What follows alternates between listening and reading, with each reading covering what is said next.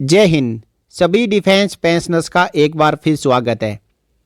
आपने हाल ही में एक खबर सुनी होगी कि पीसीडीए पेंशन प्रयागराज ने प्री 2016 पेंशनर्स के लिए इस वर्ष के प्रोफाइल को अनलॉक कर दिया है। अनलॉक मतलब अभी तक पेंशनर्स अपना प्रोफाइल नहीं देख पाते थे और प्रोफाइल में पीसीडी द्वारा फीड की गई गलत जानकारियों को सही नहीं कर पा रहे थे, लेकिन अब आप कर सकते हैं। आपके प्रोफाइल में जो भी गलत जानकारी है उसे आप एडिट और अपडेट कर सकते हैं। तो इस वीडियो में मैं आपको कंप्लीट लाइव डेमो के साथ में हर एक पहलू को बताऊंगा कि आपको कौन से डॉक्यूमेंट की आवश्यकता रहेगी जो आपको अपलोड करने हैं, आप अपनी जानकारी को किस प्रकार एडिट और अपडेट कर पाएंगे। आप वीडियो के साथ अंत तक जरूर बने रहिएगा। ये वीडियो केवल और केवल आप सबके लिए है और यदि आप पूरे वीडियो को देखोगे तभी आपको हर एक जानकारी सही तरीके से मिलेगी। तो आइए ज़्यादा देरी ना करते हुए वीडियो शुरू करते हैं। आपको यूज़र नेम और पासवर्ड तो मिल भी चुका होगा। उसी यूज़र नेम और पासवर्ड से यहाँ पे आपको स्पर्श के पोर्टल में सबसे पहले लॉगिन करना है।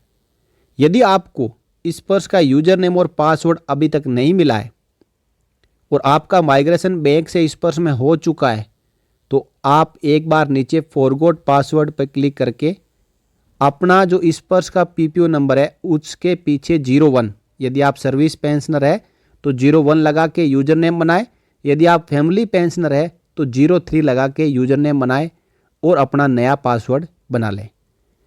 अब हम यहाँ पे स्पर्श के यूज़र नेम और पासवर्ड के साथ स्पर्श पोर्टल में लॉगिन कर लेते हैं। स्पर्श पोर्टल में लॉगिन के बाद आप लेफ्ट साइड में जो 3 लाइन है उसके ऊपर क्लिक करें। क्योंकि मैं आपको यहाँ पे मोबाइल में दिखा रहा हूँ तो मोबाइल में आपको 3 लाइन नज़र आएगी। यदि आप डेस्कटॉप या लैपटॉप में ट्राई कर रहे हैं तो आपको ऊपर ही पूरे मेनू दिखाई दे देंगे। तो यहाँ पे आप 3 लाइन के ऊपर क्लिक करें। क्लिक करने के बाद आपको ऑप्शन दिखाई देंगे लाइफ सर्टिफिकेट का, माई प्रोफाइल का, ग्रीवेंस का, माई डॉक्यूमेंट और सर्विस रिक्वेस्ट का। आपको माई प्रोफाइल के ऊपर क्लिक करना है।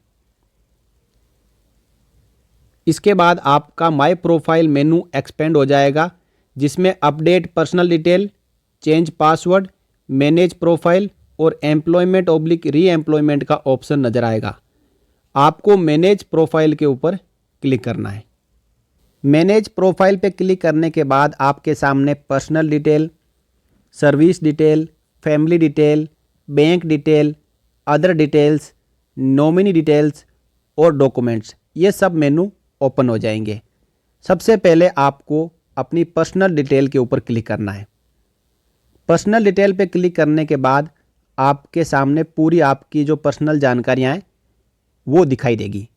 इसमें आपको हर एक जानकारी को चेक करना है, जैसे first name, middle name, last name, date of birth, gender, nationality, उसके बाद Aadhaar number, PAN card number, ECHS recovery का ऑप्शन, एफएमए का ऑप्शन, उसके बाद country, mobile number, email ID और कंप्लीट एड्रेस।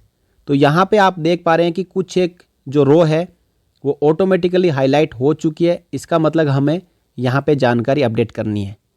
जो लेफ्ट आउट कॉलम है उनको भी फिल करना है, जो गलत है उनको भी आप यहाँ पे एडिट और अपडेट कर सकते हैं। तो सबसे पहले हम देख पा रहे हैं कि कंट्री का जो कॉलम है, रो है, वो हाईलाइट हो चुकी है और नीचे लिखा हुआ है फील्ड इज मैंडेटरी। जो जानकारियां आपको भरना जरूरी है उनको तो भरना ही पड़ेगा। तो कंट्री के सामने आप देख पा रहे हैं कि 2 ऑप्शन आपके दिख रहे हैं। पहला है जो एडिट का और दूसरा है रिफ्रेश का। तो आप एडिट के बटन के ऊपर क्लिक करें। यहाँ पे कंफर्मेशन आएगा country dependent field not reset once it change, यानी आपने एक बार इसको बदल दिया तो उसके बाद आप इस स्पर्श में इसको कभी भी चेंज नहीं कर पाएंगे। तो बड़े ध्यानपूर्वक इसको सेलेक्ट करना है। तो यहाँ पे हम ओके पे क्लिक करेंगे। इसके बाद हम सेलेक्ट के ऊपर क्लिक करेंगे तो हमें यहाँ पे इंडिया टाइप करना है। तो आपकी कंट्री आपके सामने आ जाएगी, उसके ऊपर आपने क्लिक कर देना है। तो हमने इंडिया को यहाँ पे सेलेक्ट कर लिया। आगे मोबाइल नंबर सही है, ईमेल आईडी कंपलसरी नहीं है, आप डाल भी सकते हो, नहीं भी डाल सकते हो। यदि आप डालोगे तो आपको ईमेल आईडी के ऊपर स्पर्श की तरफ से जो भेजे जाने वाले नोटिफिकेशन है वो मिलते रहेंगे, नहीं तो आपको नहीं मिलेंगे। उसके बाद आपको देखना है अपना एड्रेस। तो आप यहाँ पे देख रहे हैं कि एड्रेस में सिर्फ रामपुर लिखा हुआ है, लेकिन बाकी के कॉलम ब्लैंक है। यहाँ तक कि स्टेट भी नहीं फिल किया हुआ है, डिस्ट्रिक्ट भी नहीं फिल किया हुआ है। आपको हर एक जानकारी को यहाँ पे अपडेट करना है। इसके लिए आप 3 डॉक्यूमेंट अपने साथ में, तीनों में से कोई एक डॉक्यूमेंट अपने साथ में रख सकते हो। ड्राइविंग लाइसेंस, इलेक्ट्रिसिटी बिल और पासपोर्ट। अब आप कहेंगे कि जो मेरा डिस्चार्ज बुक में एड्रेस है वो एड्रेस इन तीनों डॉक्यूमेंट में ही अपडेट नहीं है, क्योंकि इलेक्ट्रिसिटी बिल में कुछ और है, ड्राइविंग लाइसेंस में कोई आर्मी की यूनिट का एड्रेस अपडेट है और पासपोर्ट में कुछ और है, और हर किसी के पास पासपोर्ट होता भी नहीं है। तो आप यहाँ पे जब डॉक्यूमेंट अपलोड करने के लिए समय आएगा तो अपनी डिस्चार्ज बुक की PDF बना के रखें, उसको आप अपलोड कर दें, क्योंकि ये रिक्वेस्ट आपके रिकॉर्ड ऑफिस में जाएगी और रिकॉर्ड ऑफिस आपके सीट रोल को देख के ये वेरीफाई कर देगा। और कुछ एक रिक्वेस्ट ऐसे भी होती है जो स्ट्रेट थ्रू आप अपडेट करेंगे, सीधा इस पर्स में अपडेट हो जाएगी।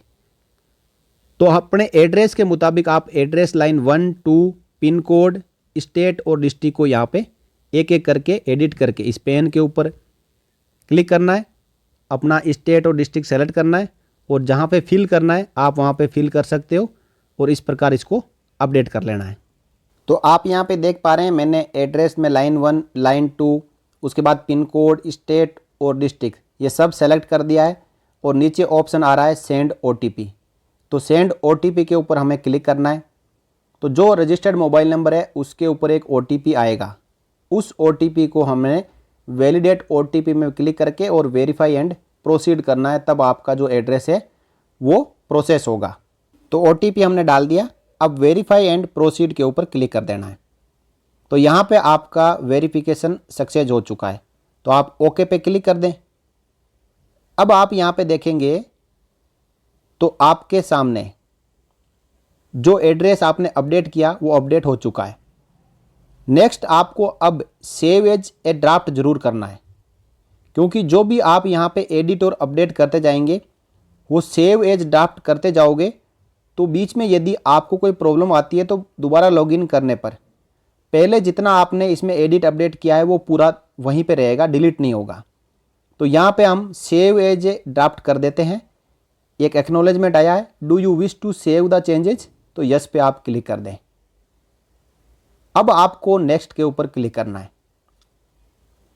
नेक्स्ट पे क्लिक करने के बाद सबसे पहले आपने पर्सनल डिटेल तो चेक कर ली। अब आपको सर्विस डिटेल में आपका record office, nature of discharge, cause of discharge, trade. अब आप यहाँ पे एक देखेंगे कि ट्रेड इसमें सेलेक्ट नहीं है, तो सेलेक्ट नहीं है तो आप इसको सेलेक्ट कर भी नहीं पाओगे, अपडेट भी नहीं कर पाओगे। इसके लिए आपको रिकॉर्ड ऑफिस को ही लेटर लिखना पड़ेगा। फिर आपकी initial rank, last rank held, उसके बाद JC number, army number, MSCP, AICT diploma holder, ये भी आप सेलेक्ट नहीं कर पाओगे। कई ऐसे पेंशनर्स है जो AICT डिप्लोमा होल्डर है लेकिन यहाँ पे उसको ऑप्शन नो ही मिलेगा, यस नहीं कर पाएंगे। इसके लिए भी आपको रिकॉर्ड ऑफिस को लेटर लिखना पड़ेगा। अब डेट ऑफ एनरोलमेंट, डिस्चार्ज, उसके साथ ही आपका NQS पीरियड और add non qualifying service period आप ऐड कर सकते हो यहाँ पे। और फॉर्मर सर्विस यानी आर्मी से पहले कहीं पे सर्विस की है या आर्मी में ही पहले जवान एज ए जवान सर्विस की है उसके बाद अफसर बन गए हो, तो ये सब चीज़ें यहाँ पे आप अपडेट कर सकते हो। यदि सही है तो आगे बढ़ सकते हो। और फाइनली यहाँ पे एक चीज़ और बताना देना चाहता हूँ कि यहाँ लिखा हुआ है इज पेनल्टी इम्पोज्ड। गलती से आपने इसमें यस कर दिया तो आपकी पेंशन हमेशा के लिए बंद हो जाएगी। यहाँ पे हमेशा नो ही रखना है। और साथ ही साथ एड गैलेंट्री अवार्ड भी यहाँ पे आप कर सकते हो। यदि आप गैलेंट्री अवार्डीज है, आपका गैलेंट्री अवार्ड यहाँ पे अपडेट नहीं किया हुआ है जिसका कि आपको पैसा मिलता है, तो यहाँ से आप ऐड पे क्लिक करके ऐड कर सकते हो। अगेन आपको यहाँ पे सेव एज ए ड्राफ्ट करना है, यस पे क्लिक करना है और नेक्स्ट पर क्लिक कर देना है। नेक्स्ट आएगा आपका फैमिली डिटेल्स। तो यहाँ पे स्पाउस का नाम ऐड है और यदि बच्चों का नाम ऐड नहीं है तो ऐड फैमिली मेंबर पर क्लिक करते हुए ऐड कर सकते हो। और स्पाउस की पूरी जानकारी आप यहाँ पे चेक कर लें कि आपकी डिस्चार्ज बुक के अनुसार ही नाम है। और डेट ऑफ बर्थ देखने के लिए आप यहाँ पे आई बटन पे क्लिक करें। यहाँ पे आप देखेंगे नाम बिल्कुल सही है, रिलेशन विथ पेंशनर भी सही है स्पाउस, लेकिन डेट ऑफ बर्थ ब्लैंक है। यहाँ पे आपको इस एडिट बटन पे क्लिक करते हुए डेट ऑफ बर्थ को यहाँ पे अपडेट करना है। इज स्पाउस अलाइव, जिसका नो है और वाइफ जिंदा है वो यहाँ पे यस कर लें। मैरिटल स्टेटस ठीक है, नेशनलिटी अपडेटेड है, eligible for family pension yes पे क्लिक ऑटोमेटिकली किया हुआ मिलेगा। और यहाँ पे आधार नंबर अपडेट नहीं है तो आधार नंबर भी अपडेट करना है, और पैन कार्ड नंबर भी यदि बना हुआ है तो यहाँ पे अपडेट करना है। ये कोई कंपलसरी नहीं है, आप अपडेट कर भी सकते हो, नहीं भी कर सकते हो। और फाइनली मोबाइल नंबर यहाँ पे पहले से अपडेटेड है, उसमें कुछ भी करने की आवश्यकता नहीं है। यदि मोबाइल नंबर और ईमेल आईडी अपडेट नहीं पाया जाता है और आप अपडेट करना चाहते हैं तो यहाँ पे आप एडिट के बटन पे क्लिक करते हुए अपडेट कर सकते हैं। तो अब हम यहाँ पे सबसे महत्वपूर्ण जो चीज़ है डेट ऑफ बर्थ, उसको यहाँ पे हम अपडेट करेंगे।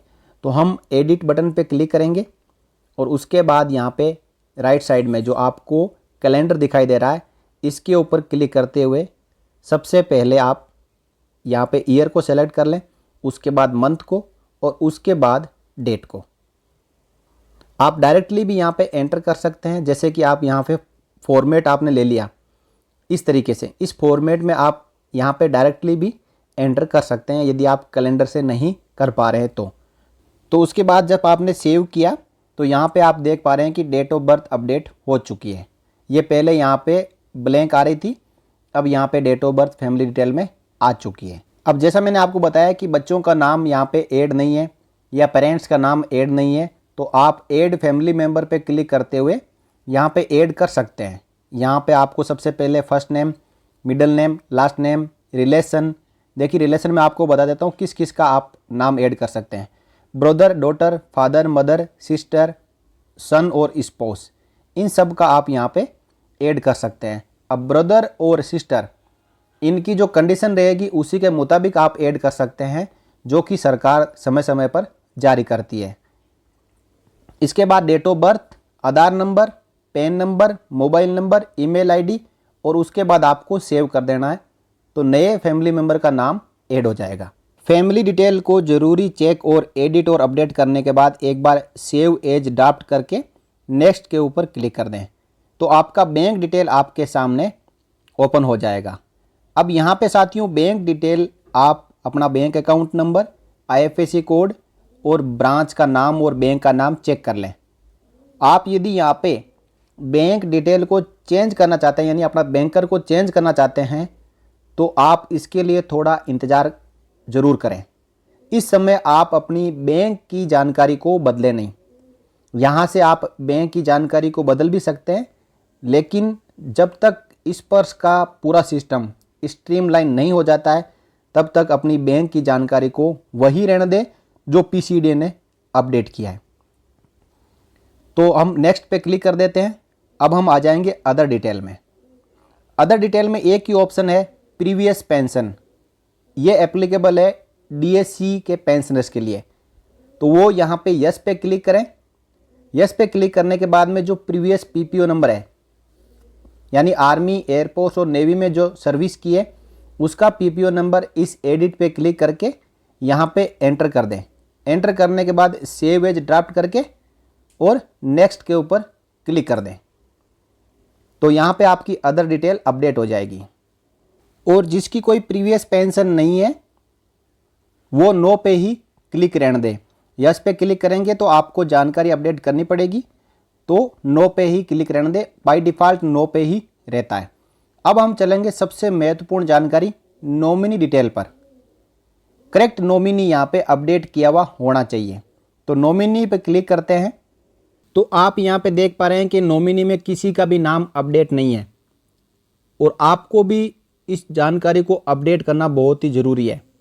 नॉमिनी आपकी यहाँ पे सही से अपडेट रहेगी, तभी एक सर्विस पेंशनर की डेथ के बाद में जो भी डेथ के बाद में जो बेनिफिट है वो सही आदमी को जाएंगे। यदि यहाँ पे नॉमिनी अपडेट नहीं होगी तो फैमिली पेंशनर को काफ़ी समस्याओं का सामना करना पड़ेगा। अब नॉमिनी किस चीज़ के लिए? लाइफ टाइम एरियर के लिए यहाँ पे ऑप्शन दिखाई दे रहा है, तो एलटीए के ऊपर क्लिक करना है। एलटीए पे क्लिक करने के बाद ऐड पर क्लिक करना है। अब एड में आप देखेंगे नॉमिनी फॉर एलटीए। अब नॉमिनी डिटेल के ऊपर क्लिक करना है तो यहाँ पे फैमिली मेंबर्स का नाम आएगा और जो स्पाउस है उसका नाम यहाँ पे सेलेक्ट करना है। उसके बाद शेयर परसेंटेज में 100% डालना है और ऐड पे क्लिक कर देना है तो यहाँ पे ऐड हो जाएगा। अल्टरनेट नॉमिनी में भी आप नाम डाल सकते हो और उसको भी ऐड कर सकते हो। अगेन यहाँ पे सेव एज ड्राफ्ट करके नेक्स्ट के ऊपर क्लिक कर देना है। यस पे क्लिक करें और जब ये सेव हो जाता है तो नेक्स्ट के ऊपर क्लिक कर दें। तो इस प्रकार सबसे पहले आपने पर्सनल डिटेल अपडेट की, उसके बाद सर्विस डिटेल, फिर family detail, bank detail, other detail और नॉमिनी डिटेल। अब हम फाइनली पहुंच चुके हैं डॉक्यूमेंट्स में। तो जो भी आपने एडिट और अपडेट किया है उसी के मुताबिक आपसे यहाँ पे डॉक्यूमेंट पूछेगा। अब सबसे पहले जो हमने नेशनलिटी अपडेट की उसके लिए पूछा जा रहा है पासपोर्ट या सिटीजनशिप सर्टिफिकेट। फिर फैमिली की जो डेट ऑफ बर्थ अपडेट की इसके लिए पूछा जा रहा है बर्थ सर्टिफिकेट और स्कूल लिविंग सर्टिफिकेट।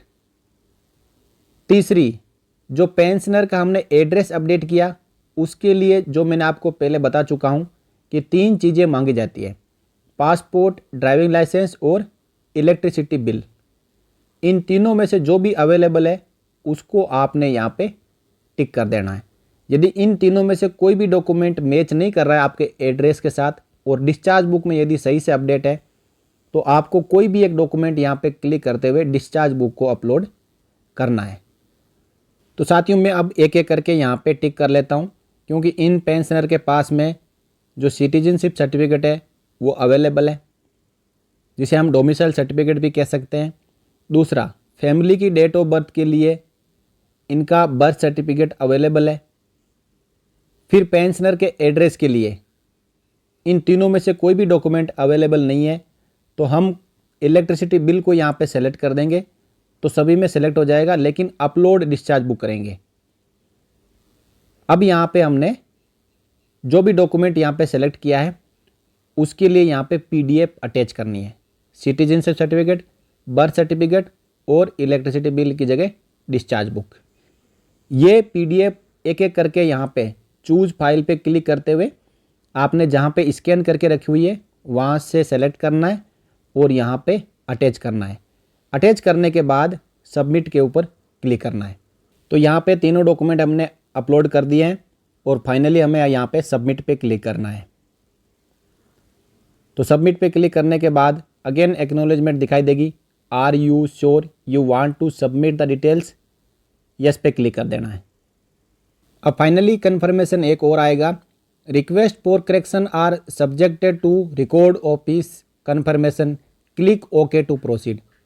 आपने जो भी जानकारियां अपडेट की होगी उन सब का वैल्यू यहाँ पे नीचे दिखाएगा और आपसे यहाँ पे कहा जा रहा है कि जो भी आपने अपडेट किया है जब आपका रिकॉर्ड ऑफिस इनको वेरीफाई करेगा तभी वो आपके स्पर्श के प्रोफाइल में अपडेट होगा।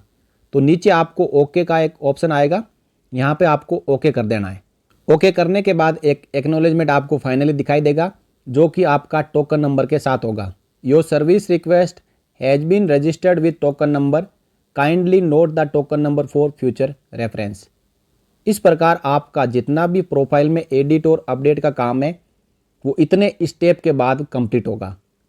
और ये एक्नॉलेजमेंट नंबर आप इसको नोट करके रख सकते हो ताकि जब भी आपको देखना है कि मेरी जो रिक्वेस्ट है प्रोफाइल अपडेट की उसके ऊपर करंट पोजीशन क्या है तो आप सर्विस रिक्वेस्ट में स्टेटस चेक करते हुए ये टोकन नंबर आप डालेंगे तो आपको स्टेटस नज़र आएगी। अब यहाँ पे आप सिंपली ओके पे क्लिक कर दें और अभी आप सर्विस रिक्वेस्ट स्टेटस में जाके भी चेक कर सकते हो कि आपकी रिक्वेस्ट की स्टेटस क्या है। ये देखिए आपकी सर्विस रिक्वेस्ट यहाँ पर दिखाई दे रही है और 11 अप्रैल 2023 को ये रजिस्टर हुई है और स्टेटस इसका पेंडिंग दिखा रहा है। जब भी ये फाइनली प्रोसेस हो जाएगी तो यहाँ पे प्रोसेस्ड लिखा हुआ आ जाएगा। तो साथियों इस प्रकार मैंने आपको एक लाइव डेमो के साथ कंप्लीट स्पर्श के प्रोफाइल को मैनेज करने का तरीका बताया। आपके प्रोफाइल में भी यदि कोई गलत जानकारियाँ हैं तो इस वीडियो की मदद से आप कंप्लीटली सही कर सकते हो। मैंने आपको ये भी बताया कि कौन कौन से डॉक्यूमेंट आपको लगाने पड़ेंगे, आप किस प्रकार अपने प्रोफाइल को मैनेज कर सकते हो, आपकी गलत जानकारी को एडिट करना है तो आपको क्या करना है, उसके बाद आपको सेव एज ड्राफ्ट क्यों करना है और नेक्स्ट पे क्लिक करते हुए फाइनली सबमिट क्यों करना है। इस दौरान आपसे एक बार OTP भी पूछा जाएगा जो कि आपकी पर्सनल डिटेल को अपडेट करने के बाद आएगा। तो फाइनली आपकी रिक्वेस्ट रिकॉर्ड ऑफिस के पास में चली जाएगी। अभी यहाँ पे पेंडिंग मतलब ये PCDA पेंशन प्रयागराज के पास गई है। जैसे ही वो रिकॉर्ड ऑफिस को जाएगी यहाँ पे अंडर प्रोसेस लिखा हुआ आएगा और रिकॉर्ड ऑफिस जैसे ही उसको अप्रूव कर देगा वो प्रोसेस्ड में आ जाएगी। प्रोसेस्ड के बाद ही आपका प्रोफाइल अपडेट हो पाएगा। इसमें समय लगता है, 1 महीने से लेकर 2-3 महीने तक लग सकते हैं, इससे ज़्यादा भी समय लग सकता है। वो रिकॉर्ड ऑफिस के जो वर्कलोड के अनुसार ही वो वहाँ पे अप्रूव करते हैं, क्योंकि वहाँ पे आपका सीट रोल भी लेना होता है। NE से सीट रोल लाया जाता है, उसके साथ में वेरीफाई किया जाता है आपकी जानकारी सही है कि नहीं है। यदि गलत है तो वो रिजेक्ट भी हो सकती है। तो मैं आशा करता हूँ कि जो भी मैंने इस वीडियो में आपको लाइव डेमो के साथ में बताया है वो जानकारी आपको पसंद आई होगी। और इस चैनल पर आपको इस पर से जुड़ी हुई हर एक जानकारी का वीडियो देखने को मिलेगा। आपको चैनल को विजिट करना है, उस वीडियो को सर्च करना है और यदि फिर भी आपको वीडियो नहीं मिल पाता है तो आप किसी भी वीडियो के कमेंट में अपना क्यूरी रखें, आपको उस वीडियो का लिंक प्रोवाइड कर दिया जाएगा ताकि आप घर बैठे आराम से अपने स्पर्श के प्रोफाइल को मैनेज कर सकें। चाहे लाइफ सर्टिफिकेट अपडेट करना हो, चाहे पेंशन डाटा वेरिफिकेशन करना हो, चाहे स्पर्श के प्रोफाइल में जो गलत जानकारियां उनको एडिट और अपडेट करना हो, ये सब तरीके के लाइव डेमो आपको इसी चैनल पर देखने को मिलेंगे। इसलिए आप हमेशा बने रहिए चैनल के साथ, क्योंकि स्पर्श हमेशा चलने वाला है और इस पर से जुड़ी हुई कोई भी अपडेट आएगी तो सबसे पहले आपको इसी चैनल द्वारा दी जाएगी। तो जानकारियाँ आगे भी जो आएगी उनको पाने के लिए आपको चैनल को सब्सक्राइब करना जरूरी है। आप चाहते हो कि इस पर से जुड़ी हुई हर एक जानकारी आपको समय पर मिले तो आप इस चैनल को आज ही सब्सक्राइब कर सकते हैं। केवल सब्सक्राइब करने से आपको वीडियो का नोटिफिकेशन नहीं मिलेगा। आपको सब्सक्राइब बटन के पास में एक घंटी का बटन है, उस घंटी के बटन पे क्लिक करने के बाद ऑल पे क्लिक करना है, तभी आपको हर एक जानकारी जब भी इस चैनल के द्वारा पब्लिश होगी सबसे पहले मिलेगी। तो इस वीडियो में इतना ही, अगले वीडियो में फिर मिलेंगे। तब तक के लिए जय हिंद, जय भारत, वंदे मातरम।